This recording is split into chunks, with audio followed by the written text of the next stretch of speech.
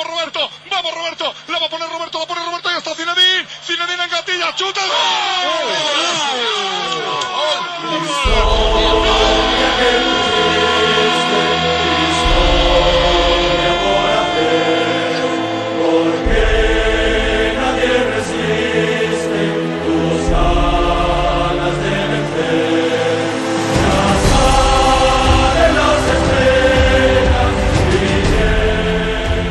Et décidément, on ne comprend pas le Real Madrid. Cette semaine devait être la semaine du renouveau, de la relance pour le Real en Ligue des Champions et aussi en Liga.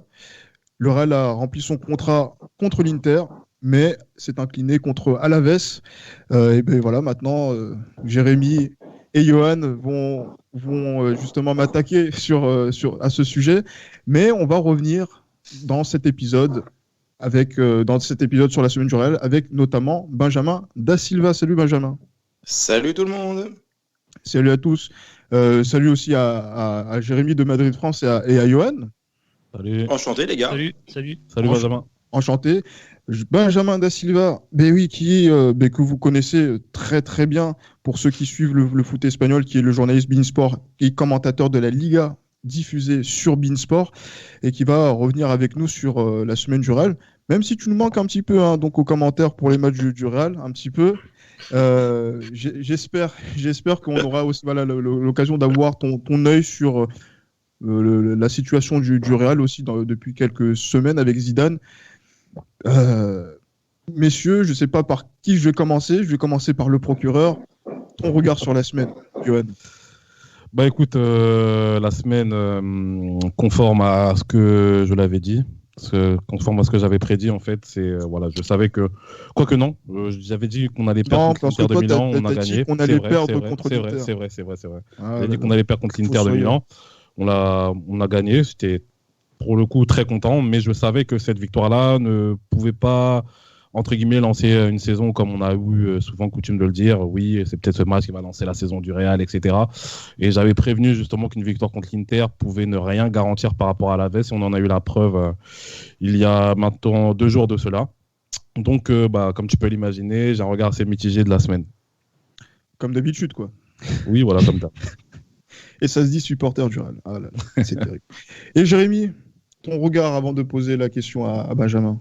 Moi j'étais quand même un peu plus, on va dire, mitigé et plus confiant par rapport au Real Madrid, parce que par rapport à Johan surtout, j'avais dit match nul contre l'Inter Milan, mais j'avais surtout souligné, contrairement à toi Gilles, un manque de régularité du Real Madrid. Donc c'est pour ça que même s'il y avait une victoire contre l'Inter, contre Alaves, je savais qu'il pouvait avoir un faux pas, et malheureusement ce fut le cas ce week-end. Donc forcément un regard mitigé, et peut-être aussi inquiétant par rapport au visage affiché du Real Madrid. Donc oui, je suis un peu déçu, il y a des choses alarmantes, surtout qu'on a des blessés qui chaque semaine il y a des blessés. Donc oui, c'est pas de bon augure pour la suite. Benjamin, oui. On voit un Real qui en Liga enchaîne les contre-performances depuis maintenant quelques semaines, et qui en Ligue des Champions se relance petit à petit. On ne sait plus quoi penser de cette équipe. Est-ce que c'est une équipe qui est toujours de haut niveau, ou c'est une équipe qui végète peut-être dans la première partie de tableau de Liga ? Alors pour moi, ce n'est plus une équipe qui est aussi forte qu'avant. Et c'est un peu une généralité aussi sur la Liga, à part l'Atlético de Madrid, qui pour moi a le meilleur effectif d'Espagne. Même le Barça, je trouve que c'est plus aussi fort qu'avant. Le départ de Cristiano, évidemment, est hyper difficile à gérer, et surtout Ronaldo n'a pas été remplacé par un joueur de haut niveau. C'est aujourd'hui anormal que le Real n'ait comme buteur que Karim Benzema, et sur le banc un joueur comme Mariano. C'est pas normal qu'au Real Madrid le deuxième meilleur buteur ce soit le défenseur central Sergio Ramos. Il y a trop d'anomalies dans cette équipe, et ça en fait donc aujourd'hui une équipe incertaine. Et c'est, pour moi, il y a une chute, il y a vraiment une chute au niveau de la qualité de l'effectif, parce que Rodrigo, Vinicius, ce sont des bons joueurs, mais pour moi, ce ne sont pas encore des joueurs confirmés de haut niveau. Ah, c'est vrai, je pense que Johan sera d'accord avec toi. Merci Benjamin. Merci notamment beaucoup. sur Rodrigo. Rodrigo, fort. Mais oui, non, mais c'est des bons joueurs et on peut pas dire l'inverse. Mais ils sont encore tout jeunes et on leur demande tout de suite au Real d'être hyper performants. Il faut un peu plus de temps. Voilà, quand tu t'appelles le Real Madrid et que tu recrutes, il faut un joueur qui est tout de suite fait la différence, qui est tout de suite performant. Oui, Il faut plus.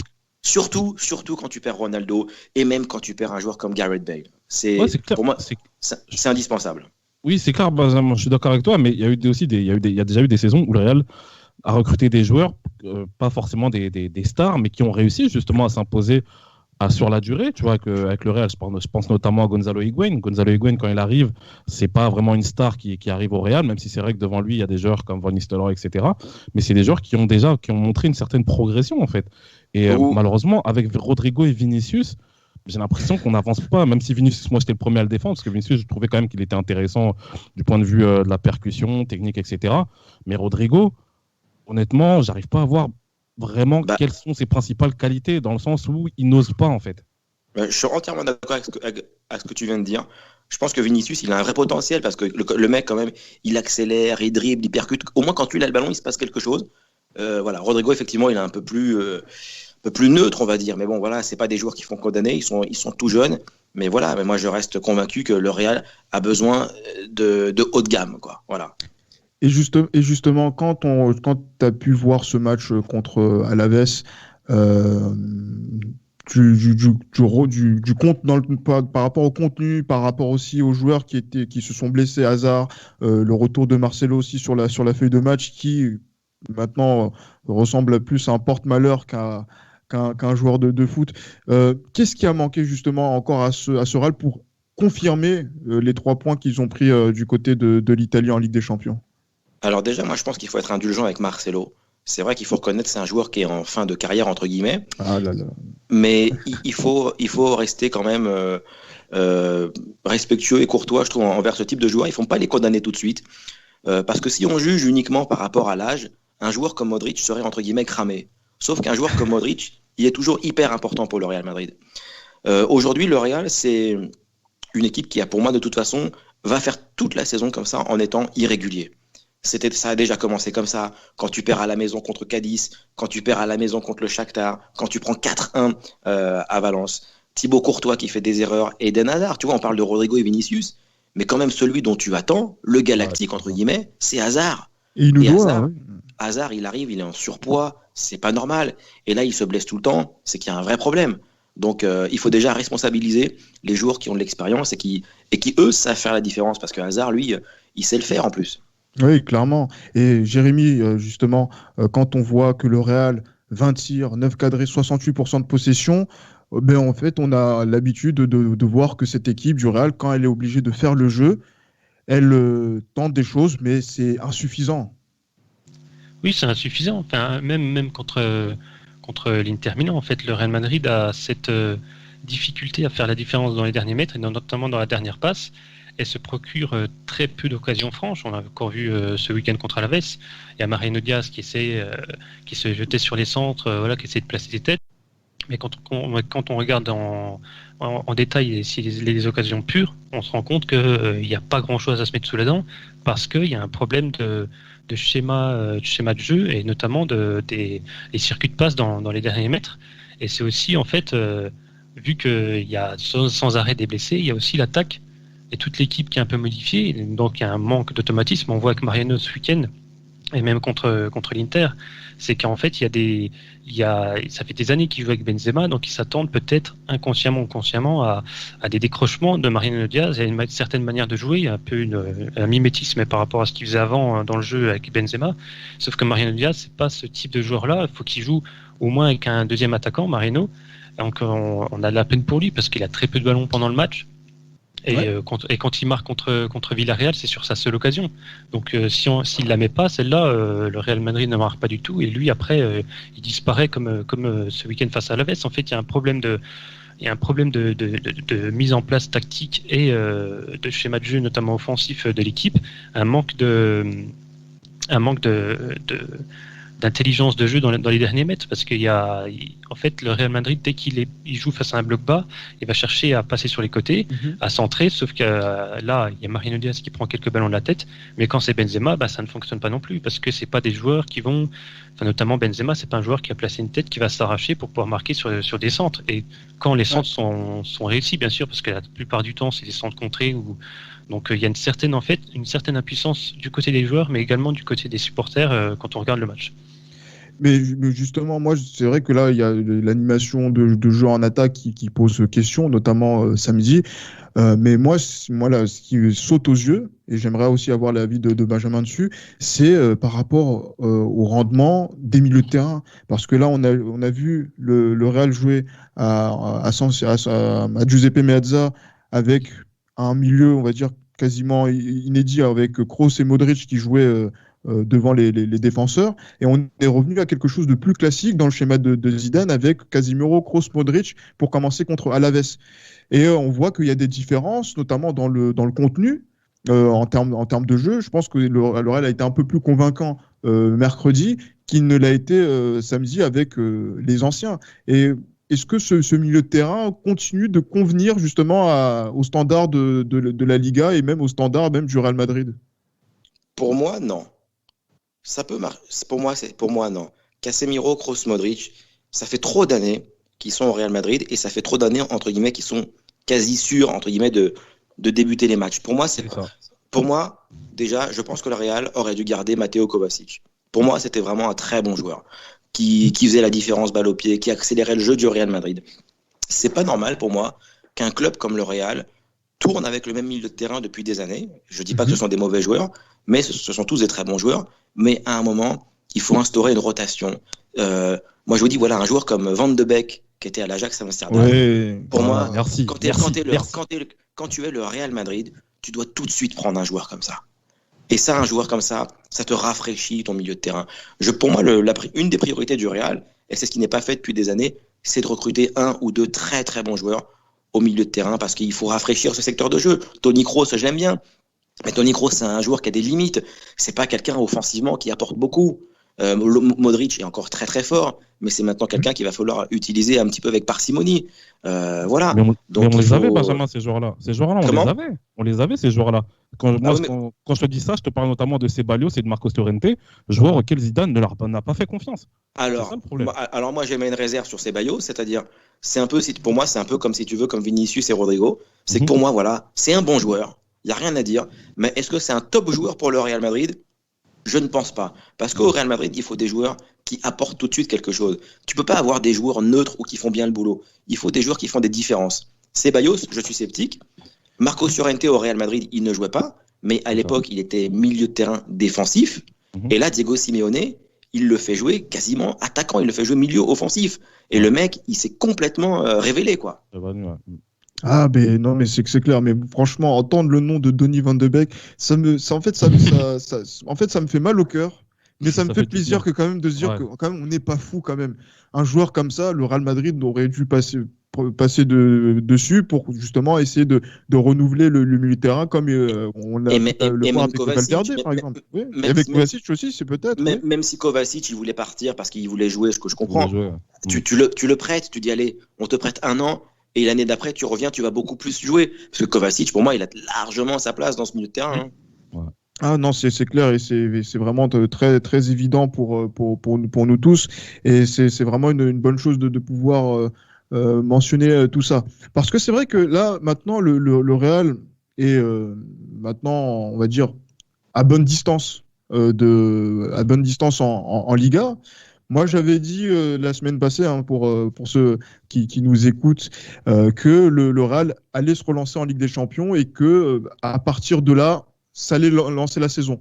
Là, on voit que samedi, il y a eu des défaites, il y a eu encore des erreurs individuelles, notamment sur les buts encaissés par le Real. Tu l'as dit, Benjamin, tu penses que cette saison va être une saison très irrégulière du Real, mais ça va finir comment ? Sachant que, par exemple, un entraîneur comme Zidane dit aujourd'hui qu'il ne peut pas donner d'explication à certaines défaites. Est-ce qu'un entraîneur sans solution peut rester encore au Real Madrid ? Non mais ça c'est ce qu'il dit devant toi et devant les médias. Tu penses bien que Zidane, le premier, il sait très bien ce qui ne va pas dans son équipe, mais il ne va pas le dire publiquement. Tu vois, s'il y a des joueurs qui sont en dessous, il ne va pas les nommer. Zidane le premier, il sait très bien ce qu'il faut améliorer dans cette équipe. Donc là, il tient entre guillemets un discours de circonstance face aux médias. Mais oui, moi je pense que la saison va être difficile. Je pense que Zidane a une part de responsabilité, c'est évident parce que c'est l'entraîneur. Mais si le Real est amené à se séparer de Zidane, pour moi, ça sera déjà une grosse erreur. Parce que c'est pareil, hein, il faut pas oublier ce qu'il a apporté. Il faut pas oublier Zidane. Tu sais, je sais pas si c'est un grand tacticien. Je sais pas si c'est un grand technicien. Je sais pas si c'est un grand technicien. Mais en tout cas, ce dont je suis sûr, et ça, c'est une qualité qui est pas chez tous les entraîneurs, c'est que je pense que c'est un entraîneur qui est très psychologue. Et je pense que Zidane, rien qu'en parlant avec certains joueurs, je suis sûr qu'il arrive à les libérer et à leur donner une grande confiance. Et ça, là, dans la relation entraîneur-joueur, c'est hyper important et ça se passe pas comme ça partout. Mais Benjamin, moi je voulais te poser une question par rapport à ça. Ça tombe bien justement que tu évoques cet aspect psychologique des choses. Ouais. Mais ne penses-tu pas que notamment dans la gestion, après psychologique et dans la gestion des joueurs, notamment Jovic, Mariano, etc., ne penses-tu pas qu'il a quelques carences à ce niveau-là, dans le sens où il y a des joueurs à qui il montre clairement qu'il ne fait pas confiance, mais on va dire à des moments critiques, par exemple, on perd 2-1, il faut absolument égaliser. Il les fait rentrer dans les dernières secondes, sachant que les mecs, tu vois, quand ils rentrent, ils sont pas du tout motivés, ils jouent un petit peu entrés dans les pieds, tu vois. Notamment un mec comme Isco aussi. Isco, Zidane, il a plusieurs fois montré qu'il lui faisait plus confiance, mais pourquoi il le lance notamment contre Valence ? Est-ce qu'il estime justement en tant que bon manager qu'un joueur auquel tu montres clairement que tu n'as pas confiance, qu'il va sublimer un match face à Valence, un match d'ailleurs Valence comme on a vu avec posez votre question, monsieur le procureur. Oui, non, mais est-ce que tu penses que vraiment est-ce que sa gestion des hommes est optimale justement par rapport à un club comme le Real Madrid et par rapport aux résultats qu'on attend au niveau de ce club ? Attends, déjà moi je suis pas dans le vestiaire, je sais pas ce qui se passe, c'est juste une opinion. Ensuite, oublie pas tout ce qu'il a fait gagner à ce club en tant qu'entraîneur. Demain, tu perds Zidane. Tu mets qui à la place ? Raoul ? Pourquoi pas ? Mais quelle certitude tu as sur Raoul en tant qu'entraîneur de haut niveau ? On n'avait pas de certitude pour Guardiola aussi. Non, mais je suis d'accord. Mais bref, mais je suis d'accord avec toi sur le cas sur Jovic. Moi, j'étais hyper surpris qu'il le fasse pas jouer du tout à certains moments de la saison, surtout la saison dernière. Oui. Et ça, j'ai été hyper surpris. Ça, je suis d'accord avec toi. Concernant Isco, je serai un peu plus modéré parce qu'il l'a quand même souvent fait jouer. Il lui a souvent donné sa chance. Et moi, par exemple, Isco, c'est comme Asensio, c'est des joueurs que vraiment j'adore, tu vois. Mais ce sont des très bons joueurs. Mais ce que je constate, c'est qu'ils n'arrivent pas à s'imposer au Real Madrid. Et que c'est peut-être des joueurs pour un club un peu moins important. Donc, c'est la question aussi qu'on s'était posée. Est-ce que des joueurs ont le standard du Real Madrid ? Parce qu'après avoir des références en Coupe d'Europe, en Europa League, est-ce que c'est le gap de la Ligue des Champions et de la gagner, cette Ligue des Champions, de gagner la Liga, c'est quelque chose qui peut-être freine leur progression et leur évolution. C'est vrai que c'est une question qu'on s'est beaucoup posée ici dans l'esprit madridista. Et visiblement, on a un début de réponse par rapport à ça. Et il faut dire les choses clairement. Le Real, ça manque de joueurs de talent. Ah oui, mais carrément. Ça manque de joueurs de talent. Il y a beaucoup de bons joueurs et de très bons joueurs, mais ça manque de joueurs de talent, tout simplement. Surtout après la génération que tu as connue il y a quelques mois, ça manque de joueurs de talent. Voilà. Et moi, je redis ce que tout à l'heure, Vinicius, Rodrigo, tout ça. C'est bien, mais c'est insuffisant pour le Real Madrid.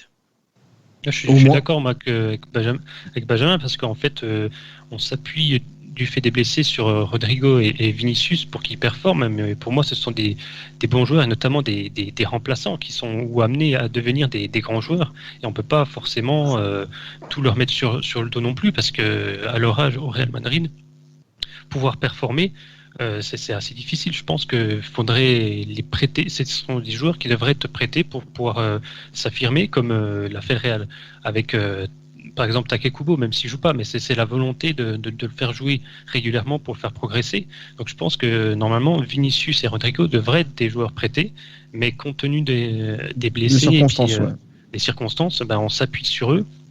Et après, force est de constater qu'à leur âge, ils ne peuvent pas être forcément réguliers.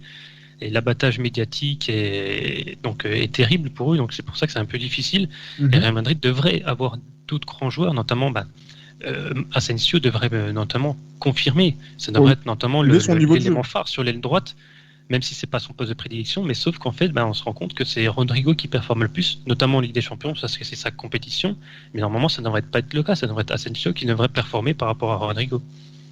Et justement, Benjamin, parce que c'est vrai que là, le Real enchaîne encore une nouvelle semaine de tous les dangers. Décidément, avec tous ces matchs qui s'enchaînent, c'est incroyable. Contre le Shakhtar, le Real va peut-être rejouer sa qualification pour les huitièmes de finale. Et après, va enchaîner samedi contre Séville, à 16h15. Et après, contre Dortmund. Et après, contre l'Atlético de Madrid. C'est ça, quoi. Et contre après, Bilbao. Contre l'Atlético. On est mort. On est cuit. Mais justement, comment tu. Regarde, là, Johan, toujours jamais dans la demi-mesure.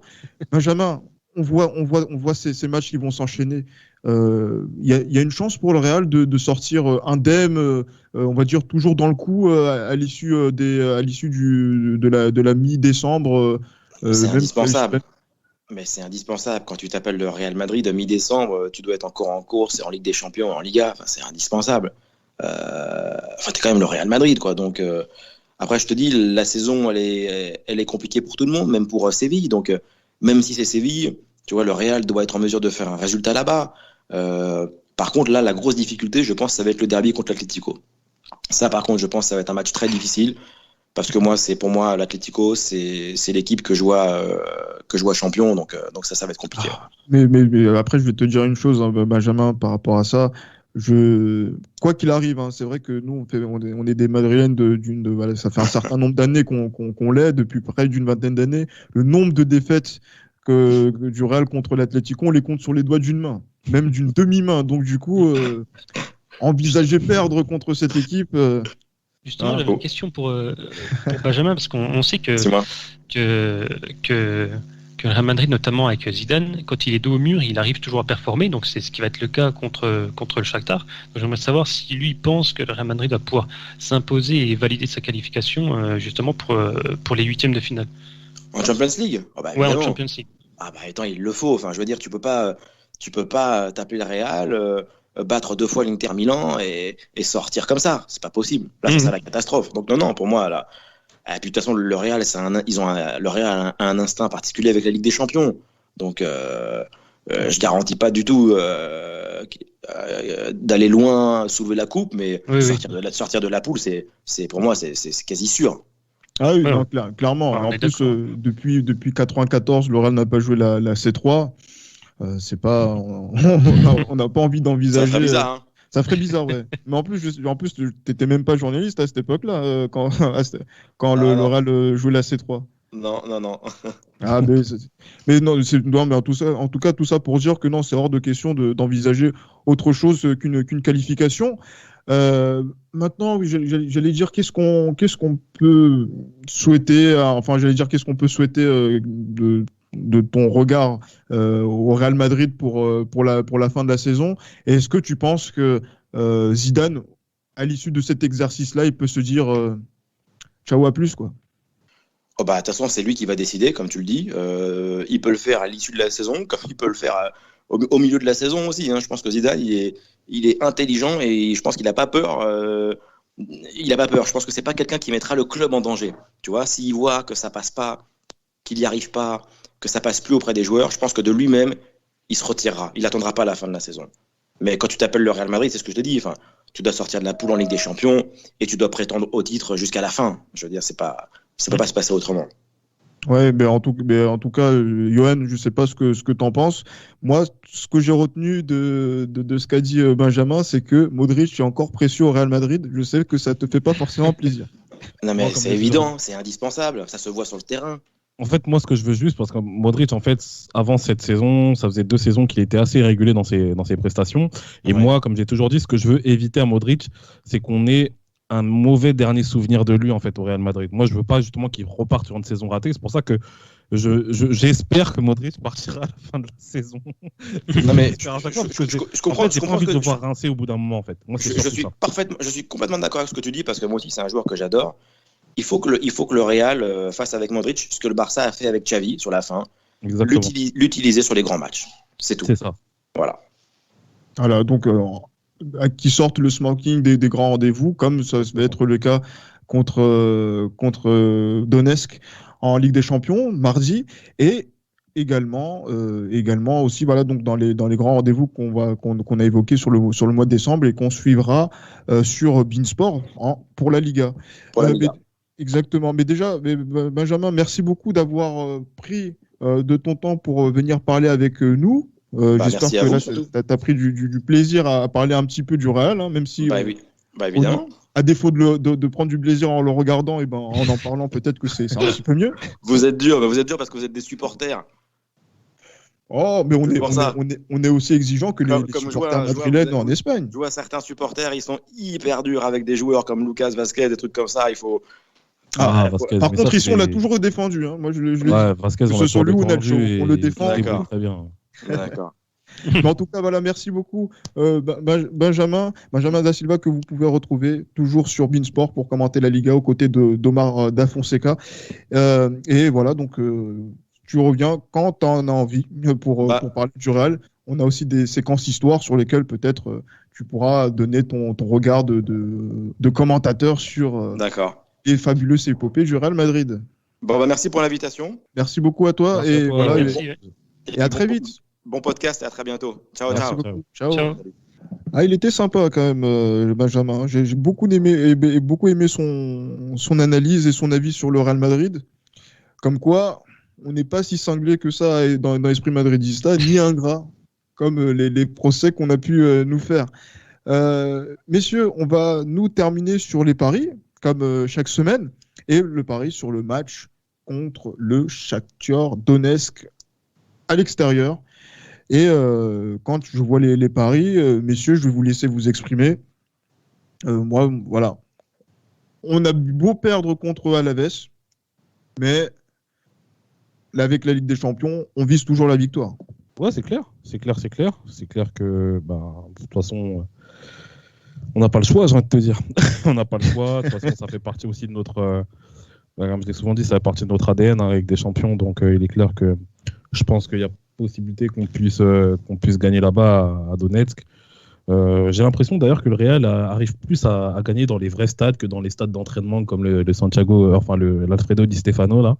On a gagné beaucoup là-bas lors de la saison dépassée quand on est revenu du championnat. Ah, mais je parle en Europe. Ah, mais après on a perdu aussi contre City en février. Ouais. Mais bon, quand même, tu vois, il y a une victoire à San Siro, il y a un match nul quand même à Gladbach, tu vois, c'est pas mal. C'est pas mal. Donc là, à l'Olympique Ski, là, je pense que il y a possibilité qu'on puisse gagner, je pense là-bas. Moi, j'ai misé un 2-1. J'ai misé sur un 2-1 une victoire 2-1 du Real Madrid, cote à 1,30. Ah, cote à 7,40 hein, pour le victoire 2-1. C'est ça, victoire 2-1. Enfin oui, le score 2-1, c'est à 7,40. La victoire du Real, bien sûr, à 1,30. Et puis, à la fois parce que j'ai un flair qui est assez particulier. Je pense que Modric va marquer et ça fera plaisir à pas mal de personnes qui me vilipendent à propos de Modric. Ah, Modric buteur pour Johan. C'est ça. On va le mettre en gros sur les réseaux. Hein Cote assez intéressante. Jérémy, on parle de la même chose. Victoire du Real. Score exact 2-1, 7,40 pour l'instant, à l'heure où on fait l'enregistrement. Et toi, tu vois un autre buteur.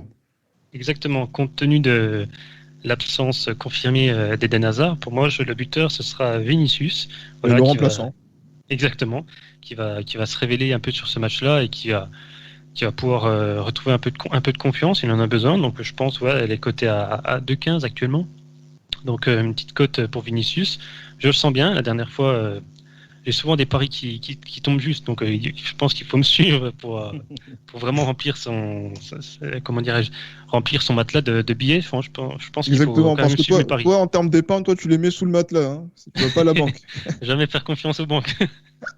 Ah, bien sûr, je ne suis pas solidaire de ces propos. Faites confiance aux banques et aux placements financiers. Non, non, moi, je rigole, mais c'est vrai que moi, je disais comme. Moi, j'avais vu plutôt un score qui, pour ce match en termes de belles cotes. Et je me dis que comme le Real on va dire, est assez familier du fait de faire des performances à l'extérieur cette saison, je vois une victoire 3-1 du Real. Victoire 3-1 du Real à l'extérieur. Ça peut être quelque chose d'envisageable. J'ai plus la cote pour une victoire 3 buts à 1, mais voilà, je sais qu'elle est assez élevée au moment où on est en train de se parler. Je vais la retrouver. Et surtout, comme Johan, moi, je pense que Modric se sentira à l'aise, comme au match aller, de marquer encore un autre but. Je ne sais pas ce que vous en pensez, mais... Ouais. Après, je pense que oui. Je pense que oui, ça peut être un joueur qui peut faire la différence à ce niveau-là. On n'oublie pas le talent de Modric. Pour la petite information, la cote 3-1, donc 1-3, elle est à 8,20. Ah, 8,20, tu vois, Ouais. 8,20, c'est... Ça fait un bon matelas et franchement, on encaisse un but, on en met 3, Benzema est de retour. Oui, bon, pourquoi ça c'est oui, je pense que c'est quelque chose d'assez envisageable. Ouais, je pense que ça peut être envisageable, je pense. Ah, impeccable. Mais voilà, du coup, comme je le disais, on va attaquer cette semaine de tous les dangers avec ce match qui aura lieu aujourd'hui à 18h55 pour la Ligue des Champions et le match de samedi à 16h15 que vous allez retrouver sur Beansport, avec pas forcément avec notre ami Benjamin Da Silva, mais avec voilà donc ses confrères. Christophe Jost peut-être. Christophe Jost, Daniel Bravo. On va tous les citer, Omar Da Fonseca, voilà, donc tout le monde de Beansport.